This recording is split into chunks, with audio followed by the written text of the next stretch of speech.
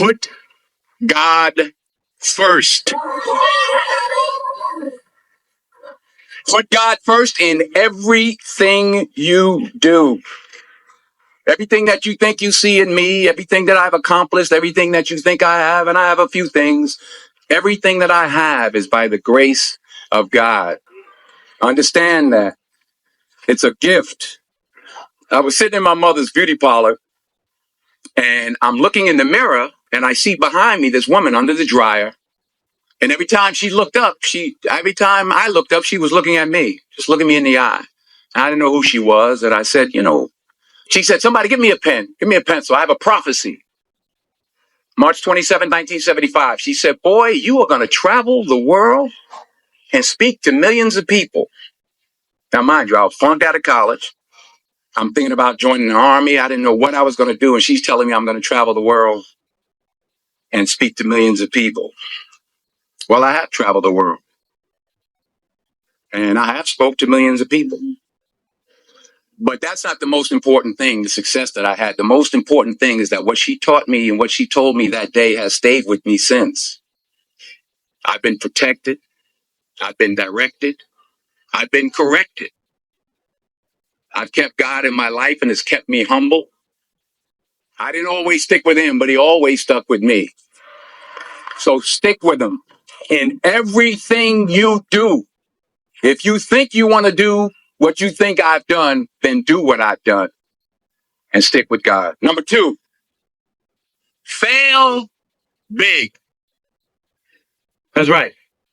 Fail big. Today's the beginning of the rest of your life, and it can be very frightening. It's a new world out there. It's a mean world out there, and you only live once. So do what you feel passionate about. Take chances, but don't be afraid to go outside the box. Don't be afraid to think outside the box. Don't be afraid to fail big, to dream big. But remember, dreams without goals are just dreams. And they ultimately fuel disappointment. So have dreams, but have goals.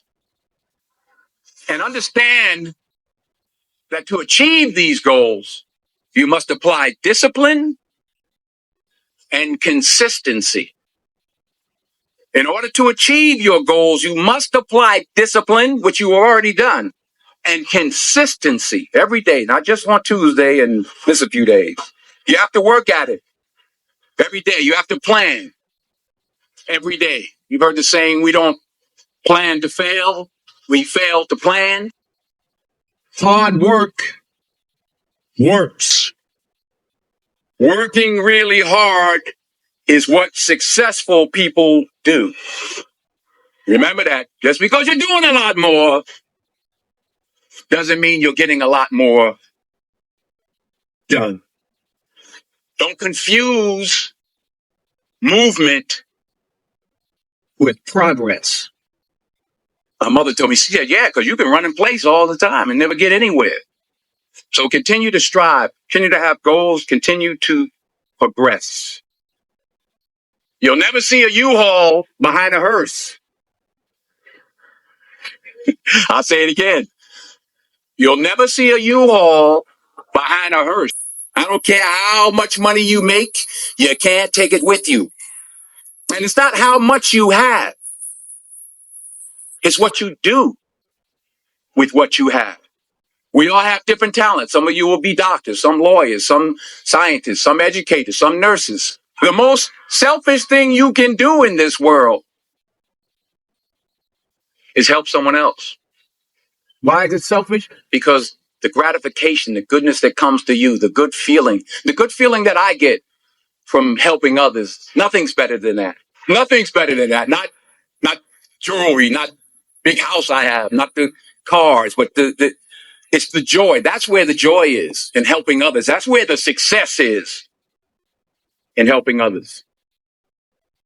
Finally, I pray that you put your slippers way under the bed tonight so that when you wake up in the morning, You have to get on your knees to reach them.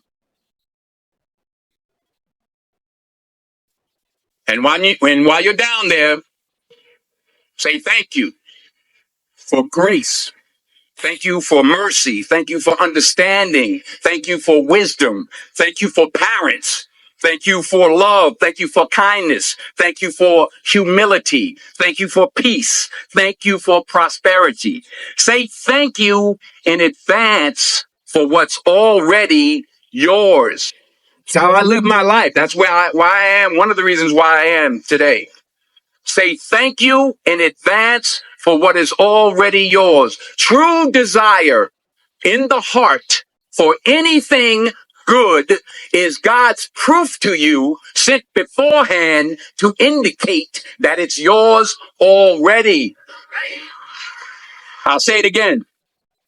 True desire in the heart, that itch that you have, whatever it is you want to do, that thing that you want to do to help others and to grow and to make money, that desire, that itch, that's God's proof to you, sent beforehand already to indicate that it's yours. And anything you want good, you can have. So claim it. Work hard to get it. When you get it, reach back. Pull someone else up. Each one, teach one. Don't just aspire to make a living. Aspire to make a difference.